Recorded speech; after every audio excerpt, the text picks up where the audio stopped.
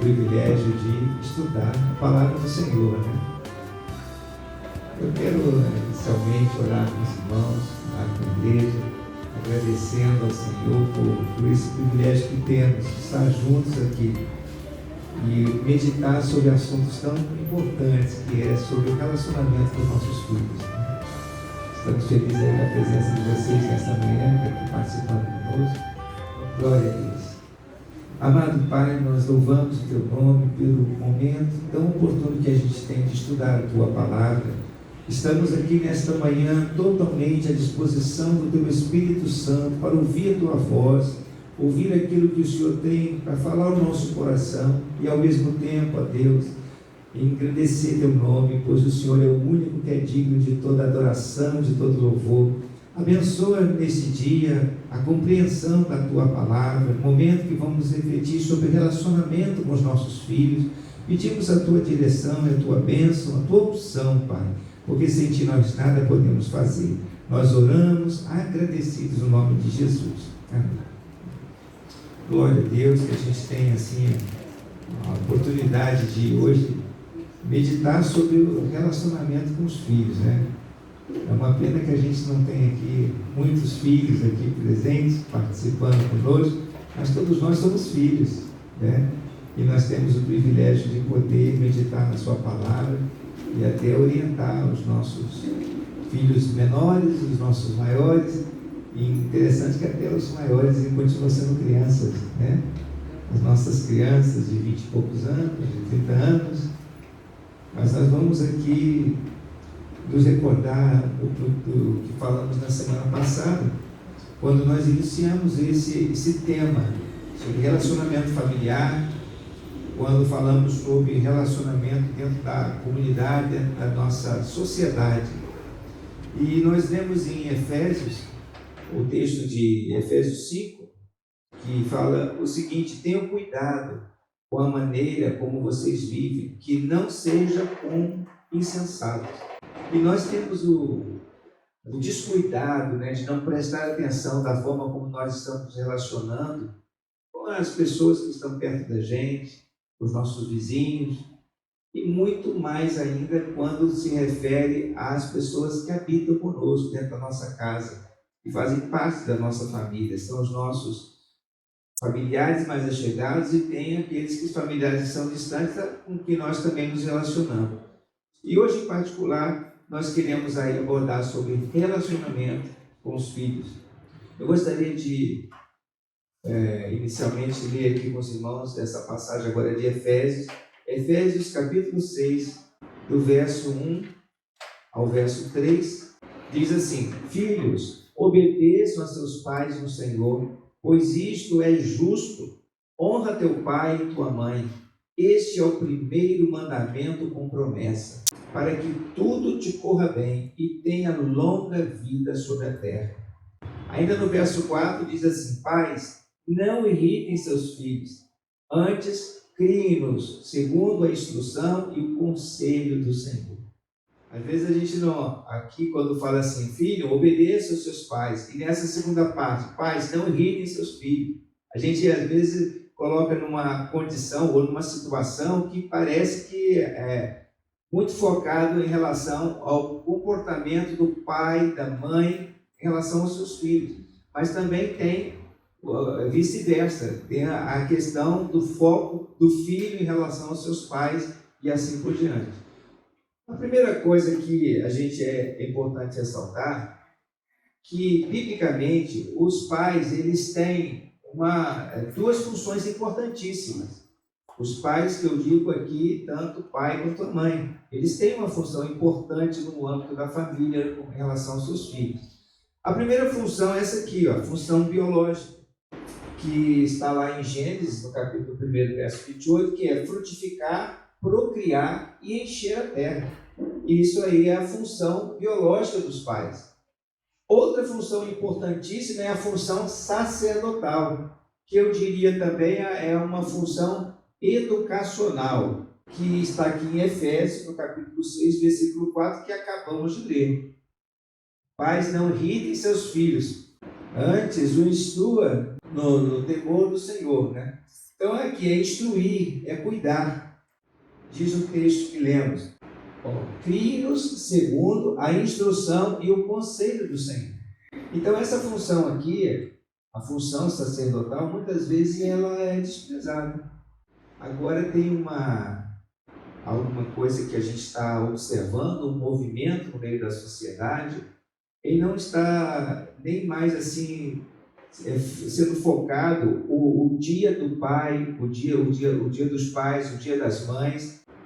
Por que essa razão? Porque muitas crianças às vezes estão traumatizados porque não tem o pai dentro do ambiente familiar, porque o pai somente exerceu essa primeira função aqui, a função biológica, e aí abandonou o filho, não vive mais com o conjunto ali da família. Tem alguma situação que traz muitas vezes embaraços, dificuldades, traumas, crianças e até pessoas que chegam à fase adulta que ficam carregando um trauma em relação a isso, né, dentro do ambiente familiar. Muito tem isso a ver com a questão dessa falha aqui, essa falha na função sacerdotal. Porque ainda que o pai esteja distante por alguma razão, mas ele não deixa de exercer ou não perde esse papel. É responsabilidade, tanto do pai quanto da mãe, exercer esse papel de instruir, de cuidar, como diz o termo aqui, e ainda de criá-los no conselho do Senhor. E aí vem aquela questão, né? A gente fica se perguntando, como criar os filhos segundo a instrução e o conselho do Senhor? Como fazer isso? De que maneira nós podemos trabalhar trazer uma solução para isso? É o objetivo do nosso estudo aqui nesta manhã. Nós vamos, assim, meditar sobre algumas ações, alguns princípios que a palavra de Deus nos mostra, que vai poder certamente nos ajudar, porque cremos que a palavra de Deus é a verdade, e a palavra de Deus nos instrui, nos mostra os caminhos que nós devemos andar. Bom, uma primeira questão que eu considero aqui com vocês é isso aqui, não podemos deixar de disciplinar os nossos filhos com medo de machucar, porque na verdade, lá na frente, você pode ser cobrado por isso, por você ter deixado de disciplinar, deixar de fazer alguma coisa. Não vou fazer agora, não quero machucar meu filho. Machucar não só no sentido de não disciplinar, usando a vara, ou dar uma palmada, ou dar um castigo, ou fazer alguma coisa nesse sentido, mas também de não ferir o sentimento, de não magoar, querer fazer a vontade, né, dali do filho ou da filha. E isso é realmente um problema. Você está, por causa da negligência, você está criando um reizinho, uma pessoa, um monarca, um ditador, alguém que pensa que vai poder fazer tudo na vida. Eu me recordando aqui agora daquele folheto que eu compartilhei com vocês aí há bem pouco tempo, que foi distribuído pela polícia do Houston, no Texas, nos Estados Unidos, falando como você cria um filho delinquente. Quais são as regras para criar um filho delinquente? E isso daí, eu só aqui reportando, eu estou aqui com aquele folheto, né, que foi trazido. Aqui ele começa lá dizendo assim, comece desde a infância a dar ao seu filho tudo o que ele quiser. E dessa maneira ele crescerá achando que o mundo tem que lhe dar tudo. E isso você está criando, na verdade, uma pessoa que lá na frente vai ser delinquente. E nós não podemos esquecer, irmãos, que a maneira como o que nós estamos semeando hoje, como nós falamos na semana passada, é aquilo que nós vamos colher lá na frente. Então nós temos que ter atenção nesse quesito aqui. Outra coisa que eu achei muito interessante, por essa razão estou trazendo aqui para os irmãos, a Miriam compartilhou comigo uma devocional que o pastor Josué Gonçalves, né, um homem de Deus que tem um ministério muito importante com a família, E ele, numa devocional, ele compartilhou isso aqui, ó, 7 razões para você disciplinar os filhos. Excesso de carinho sem disciplina é igual a delinquência. Tem até a ver com essa questão que nós estamos falando aqui, desse folheto que foi distribuído lá, lá pela polícia de Houston, lá no Texas, falando sobre as 12 regras para você criar um filho delinquente, que compartilhamos aqui há bem pouco tempo. Então, o excesso de carinho sem disciplina é igual a delinquência. Filhos mimados não serão bons guerreiros. Ele cita até o exemplo de José, o filho de Jacó, que ele foi criado, na verdade, pelo que a gente observa dentro do contexto bíblico, debaixo de muito mimo, de muito carinho, de muito cuidado, muito assim particular pelo próprio Jacó. Pois ele era o filho já da sua velhice, da mulher que ele amava mais, né? Tinha um carinho muito especial por ela, e ele tinha toda a atenção voltada para seu filho José. E naquele cuidado, José despertou o ciúme dos seus irmãos pelas coisas que eles faziam, e acabou sendo vendido depois, né, como escravo. E, claro, Deus tinha um propósito em tudo aquilo. E durante toda aquela trajetória da vida de José, José também nos ensinou muitas coisas, pois ali ele estava aprendendo a se transformar num guerreiro, num homem vencedor. E graças a Deus, através do propósito que Deus tinha na vida de José, ele se tornou um vencedor. Então, a questão dos filhos mimados, eles não são bons guerreiros. E aí é preciso ser forjado, ser trabalhado, para que ele possa lá na frente dar bons exemplos. A disciplina molda o caráter. Vamos dar uma olhadinha aqui, ó, Provérbios 29, 17.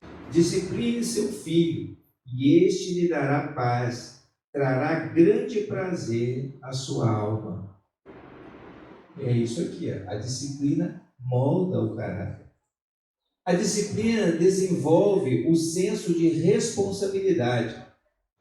O pastor Josué Gonçalves, ele citou até o exemplo dos filhos de Eli, que está lá em 1 Samuel, no capítulo 2, fala, os filhos de Eli, eles não tinham disciplina, não estavam ali sob um posicionamento do seu pai naquele momento, e eles estavam fazendo o que eles bem entendiam dentro do sacerdócio. E acabou trazendo um desconforto para a própria nação de Israel, trazendo amargura para o coração do seu pai, porque eles não eram tementes a Deus, eles faziam as coisas de qualquer forma. E por essa razão trouxe um grande embaraço e tristeza para o coração de Eli e para toda a nação de Israel, que sofreu com aquilo que foi nos dias que Deus levantou Samuel, o profeta Samuel. A disciplina desenvolve o bom senso. Provérbios 17, 21. Vamos dar uma olhadinha aqui também. O filho tolo só dá tristeza, e nenhuma alegria tem o pai do insensato. Então, se o seu filho está sob disciplina, é uma boa razão para você disciplinar, é que mantém ele com bom senso. Nós não lemos lá em Efésios, que nós devemos ter atenção da maneira como nós vivemos, e nós podemos ajudar os nossos filhos quando nós orientamos a eles, instruímos a eles, esse não é o melhor caminho, e trazer disciplina para que eles possam entender e perceber, porque às vezes eles não estão percebendo o que está acontecendo. A disciplina mantém no caminho da vida. Provérbios 13, 24. Vamos dar uma olhadinha aqui também. Quem se nega a castigar seu filho, não o ama. Quem o ama, não hesita em discipliná-lo. Da mesma forma que Deus nos disciplina, é porque Ele nos ama. O pai que ama o seu filho, a seu tempo, disciplina. Porque se ele não tiver disciplina, é porque ele realmente não é filho legítimo. A Bíblia chega até a falar que ele é considerado como um bastardo, que não é uma pessoa, um filho que realmente o pai ama, ou que a mãe ama, que esteja ali cuidando e disciplinando. Então, a disciplina é, na verdade, uma demonstração de amor, uma demonstração de cuidado. Você está querendo preservar a vida dele no caminho da vida. né? Colocando ele no caminho que ele pode se tornar uma pessoa vencedora, uma pessoa que está sendo abençoada pelo Senhor em todos os sentidos. A insensatez está ligada ao coração da criança, mas a vara da disciplina a livrará a vida. Está lá em Provérbios 22:15. É natural, é próprio do coração da pessoa, das crianças, as tolices, a insensatez. Ninguém nasce sabendo, ninguém já nasce conhecendo e orientado para todas as coisas. Nós é que precisamos dar as orientações, nós que precisamos dar os cuidados. E como é que nós fazemos isso? Através da disciplina. Não pode deixar ali os filhos fazerem o que eles quiserem. É importante que eles sejam orientados, porque senão vai sempre prevalecer as vontades do instinto natural, as vontades da carne. E se isso estiver dessa forma, daqui a pouco você perde o controle. É importante, já desde pequenininho, estar sendo orientado. Nós observamos as crianças aqui na igreja. Algumas crianças que estão ali sob a disciplina, né, da mãe ou do pai, está cuidando, a gente observa que quando o filho faz alguma coisa errada, não está de acordo com aquilo que se espera das crianças, o pai está ali, a mãe está ali junto para poder dar orientação. Agora, quando não está, a criança faz o que quiser. Daqui a pouco você não vai ter mais controle, não vai ter domínio. Uma coisa que eu quero também trazer aqui, é importante a gente entender que, por exemplo, se a criança pega aqui e começa a subir em cima dos bancos da igreja e fazer bagunça e tudo, isso é próprio dela. Mas a gente vai deixar ela fazer o que ela quer? Não podemos deixar fazer o que ela quer, temos que orientar. Aí não é lugar de ficar em pé, não é lugar de subir. Aqui no altar, por exemplo, não é lugar de ficar correndo para lá e para cá. Nós temos aqui instrumento, nós temos microfone, nós temos a coisa, e é um lugar santificado, separado para a ministração da palavra. Não pode ficar correndo aqui de qualquer forma, andando, subindo, fazendo aquilo que quer. Nós temos que tomar cuidado. Então, dessa forma, a gente vai orientando, disciplinando. Agora, isso é próprio do coração da criança. A criança está fazendo, ela quer brincar, ela quer se desfrutar, mas tem tempo para todas as coisas, tem hora para todas as coisas, tem aquilo que é mais adequado, aquilo que não é adequado. E quem vai dar esse norte? Quem? Os pais.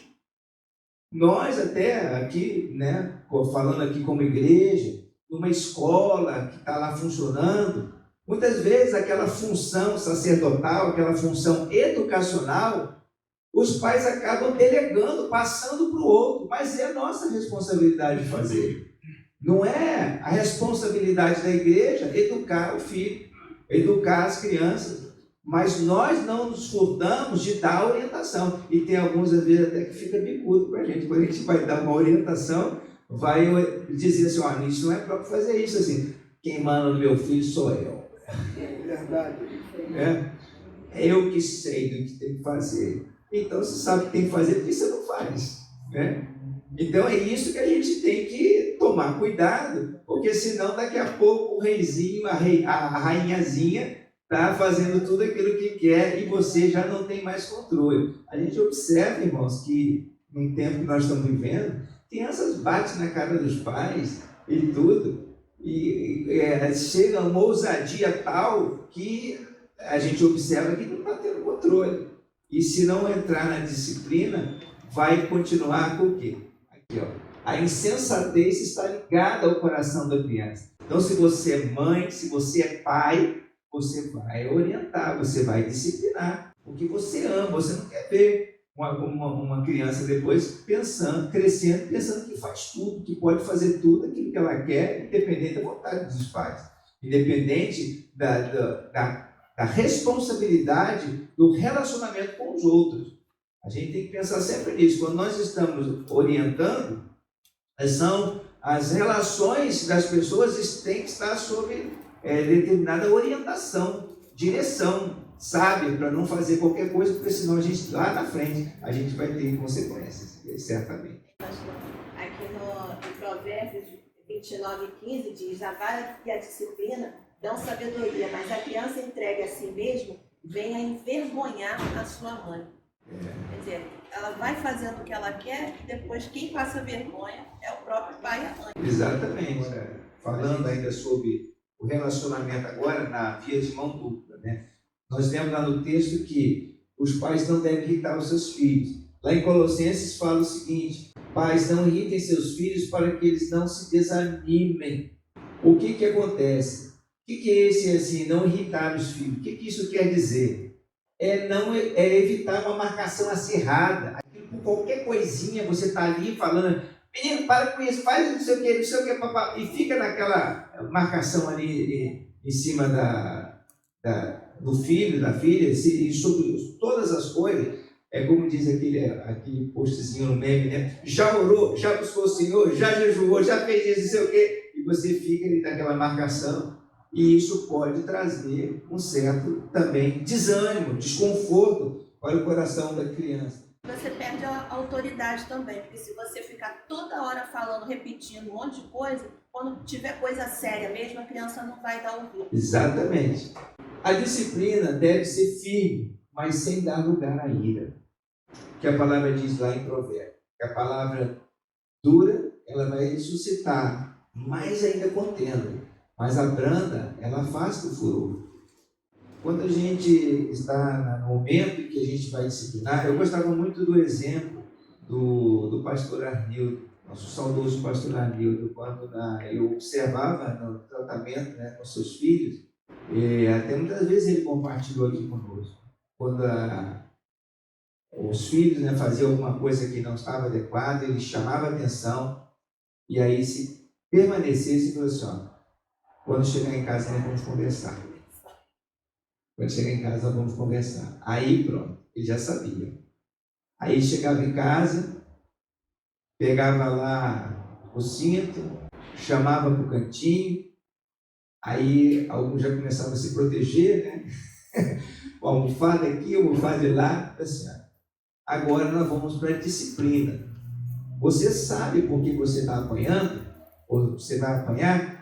Aí fica não, você fez isso. Saber exatamente o que estava ali, sabe o que está acontecendo. E ó, vinha a coça. É claro que não para machucar, mas para sentir. E assim foi a disciplina. E graças a Deus nós vemos hoje, tanto um quanto o outro servem a Deus, têm um coração temente ao Senhor e aprenderam a disciplina. Então, essa questão de disciplinar, se na hora que acontece, a gente observa, às vezes, muitos pais, mães, destemperados, extravasa toda a sua ira em cima de uma criança. Eu vejo, às vezes, na rua, nos supermercados, a forma como, às vezes, crianças menores e até mesmo crianças maiores são tratadas pelos seus pais, as pessoas não conseguem medir a diferença, né, até a desproporcionalidade de força e de tudo, e aí fere, machuca e provoca mais revolta ainda. Como nós falamos há bem pouco tempo, tem muitas famílias hoje que os filhos não querem mais viver com seus pais, não querem mais estar ali relacionando com seus pais, porque foram de tal forma machucados, traumatizados, irados, e aí fica uma situação muito complicada. Então tem que buscar a sabedoria de Deus, o tempo certo para poder falar, para disciplinar. As palavras, a Bíblia fala que a nossa palavra tem poder da vida e da morte. Então, quando nós estamos orientando e disciplinando, nós temos também a ter atenção na maneira como nós falamos e o que nós falamos. A gente trazer maldição, juízo sobre a vida dos nossos filhos, e isso traz traumas e traz uma carga muito pesada, porque há poder nas nossas palavras.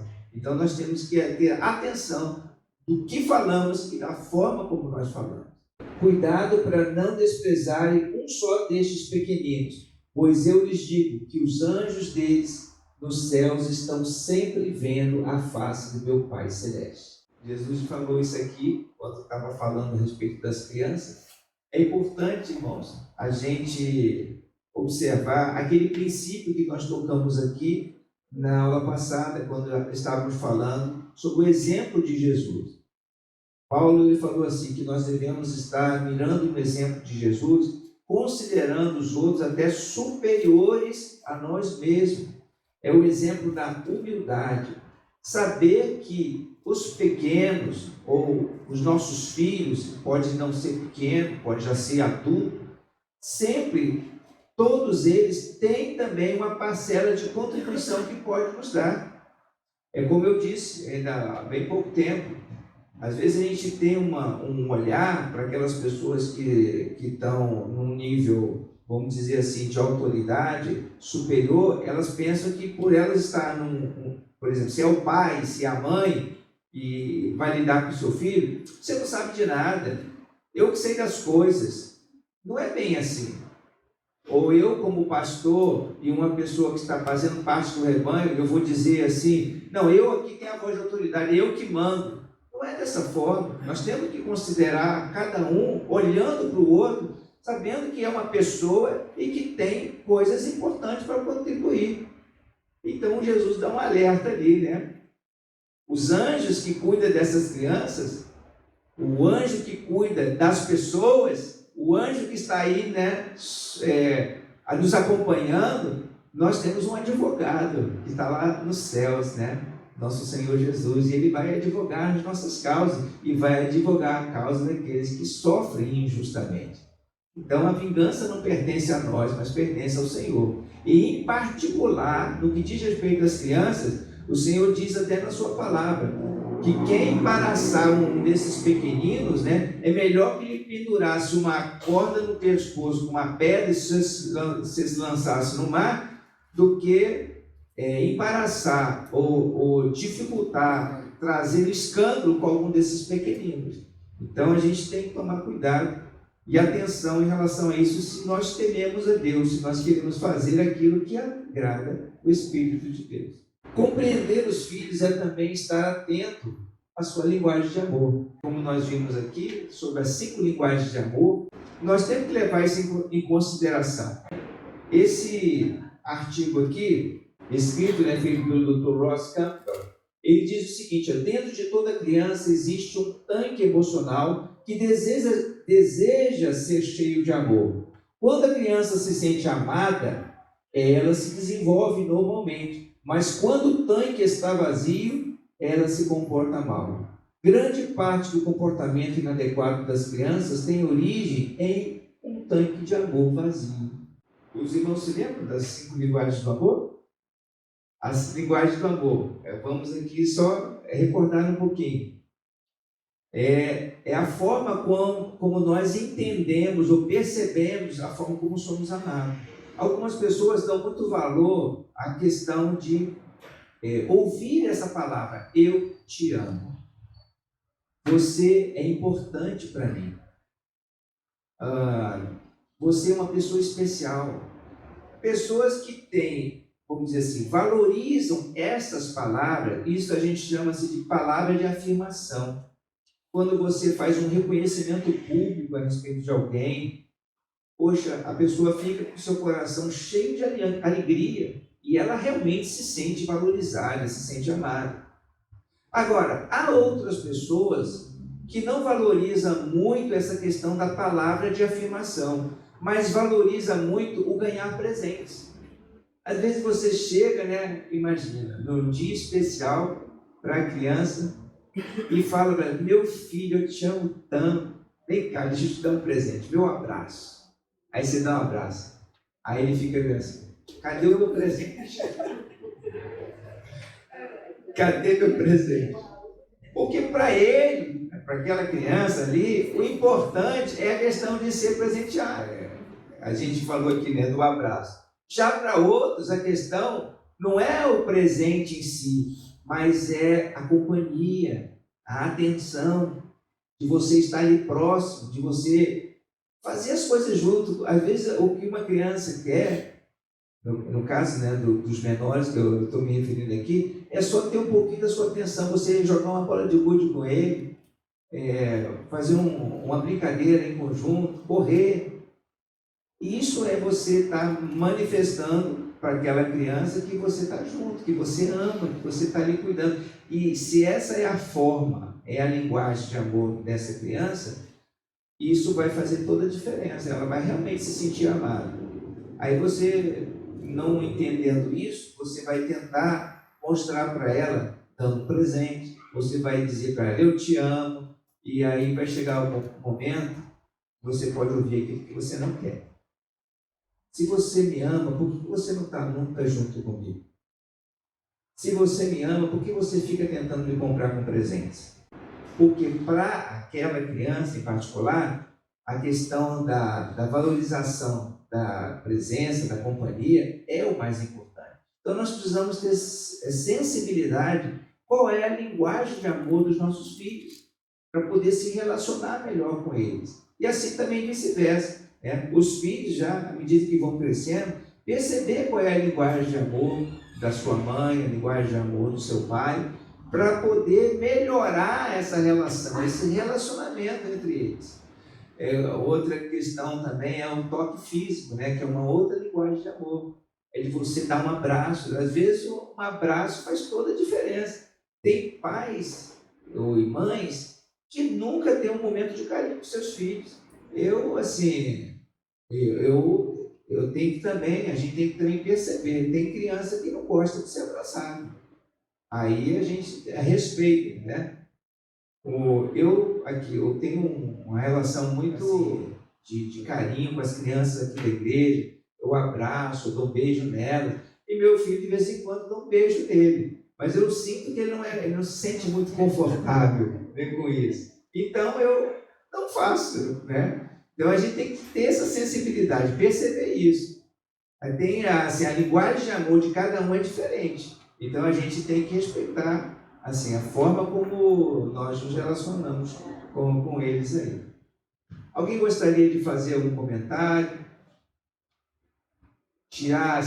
Falar mais alguma coisa sobre essa questão de relacionamento com pais, com os filhos? Eu tenho 2 filhos e um mais novo achava-se inferior ao ele, o tratamento, achava que eu tratava melhor o mais velho, entendeu, do que o mais novo. E isso daí desde a infância até adulto, chegou já casado e tudo. Daí quer dizer, ainda sinto que há isso, e eu já tentei tanto, dizer, se for mais ajudado e tudo. Aí eu tentei todas as partes e falei, olha, eu te amo, filho, te amo muito.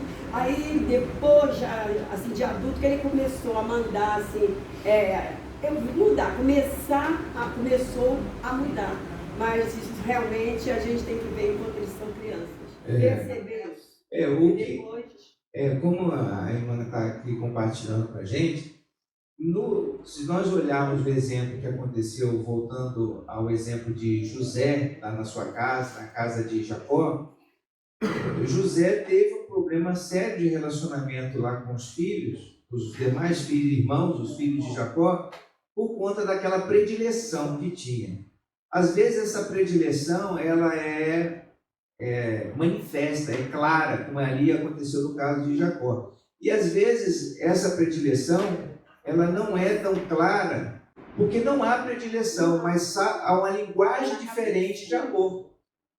Então você percebe que amor para você é fazer determinadas coisas, mas na cabeça da outra pessoa, ela entende o amor de uma outra forma. É isso que se fala de linguagem de amor. Foi muito oportuno essa colocação que a irmã está trazendo para a gente, porque vai entender um pouco melhor essa questão de linguagem de amor. Imagina que se nós tivermos um encontro de 2 pessoas, só que uma é japonês, fala japonês, e a outra só fala português. Fica difícil a compreensão, tem que usar às vezes de sinais para poder entender. A mesma coisa é a questão da linguagem do amor. Às vezes a gente não está conseguindo se entender, por não compreender a forma como a outra pessoa interpreta essa questão de ser amado, de ser apreciado. É importante também a gente perceber que, às vezes, na nossa forma de agir, a gente acaba trazendo trazendo algumas predileções. Tem pais, por exemplo, que sonhou sempre de ter uma menina, né? Aí nasce o menino, aí ele fica depois, os pais, o pai ou a mãe, com esse tipo de pensamento, fica assim, poxa, eu sempre queria ter uma menina, ou sempre eu queria sempre ter um menino, e aí cria uma insatisfação dentro de si e acaba transferindo isso no relacionamento. Acaba transferindo isso, essa predileção por um ou predileção por outro, por uma coisa que vem lá de trás, lá do passado. Então são várias áreas, várias coisas que pode acabar culminando numa dificuldade no relacionamento. Mas isso tudo pode ser tratado, pode ser cuidado. Então aquela pessoa que tinha um desejo de ter um e acabou tendo o outro, né?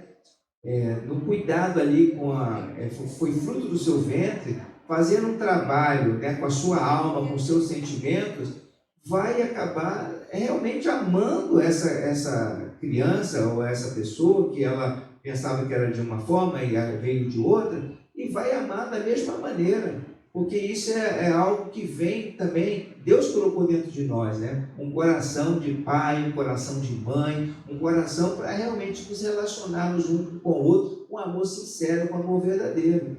E os traumas que às vezes acontecem, por exemplo, em crianças que não têm a oportunidade de conviver com os seus pais, por causa de separação, por causa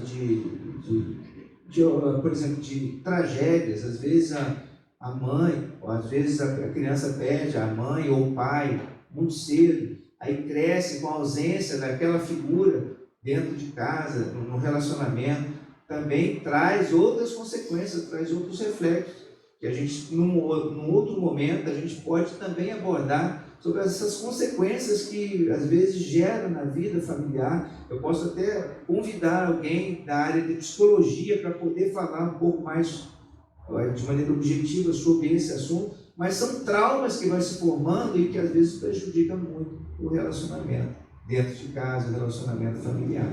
Mas se nós observarmos aqui os princípios, né? Por um lado, o pai tem a responsabilidade, como nós vimos lá no começo, aqui, pais, não irritem seus filhos, antes criem-nos segundo a instrução e o conselho do Senhor. Isso é, em linhas gerais, a nossa preocupação como pais. Devemos ser sacerdotes, educadores, instruir e criar os nossos filhos. E não somente aquela função biológica de colocar o filho no mundo e deixa que a igreja crie, deixa que a escola eduque, deixa que o outro faça isso. Deixa que o avô, a avó faça. Não, isso é responsabilidade daquele que procriou, daquele que colocou no mundo. Essa é uma responsabilidade. Nós não podemos nos furtar, porque se nós nos furtarmos, lá na frente nós vamos ser cobrados. E podemos ser cobrados até mesmo pelos nossos filhos, porque deixamos de fazer alguma coisa no tempo presente e eles acabam depois tendo reflexo mais adiante. E aqui, quanto em relação aos filhos, os filhos devem o quê? Obedecer aos seus pais. Nós não tocamos muito aqui nesse ponto, mas Jesus deixou bem claro para nós quando ele estava falando sobre a questão das responsabilidades, né, que nós devemos ter com a família. Honra teu pai e tua mãe, este é o primeiro mandamento com promessa, para que tudo te corra bem e tenhas longa vida sobre a terra. Essa questão de honrar pai e mãe não é só dos menores, é em qualquer época da nossa vida. A questão de honrar, de estar junto, de poder considerar o conselho do pai, o conselho da mãe, isso é algo que vai fazer com que nós possamos ter uma vida longa e nós prosperemos sobre a terra. Aqueles filhos que não honram seus pais, que andam em desobediência, que não consideram a orientação dos seus pais, está trazendo ruína para a sua própria vida. Aqui, ó. É o primeiro mandamento com promessa. Há uma promessa de bênção aqui para os nossos filhos. Se nós sabemos honrar os nossos pais, a Bíblia até fala, Jesus uma vez falou, você diz que eu trazendo dízimo para a casa do Senhor, não preciso honrar lá o pai e a mãe.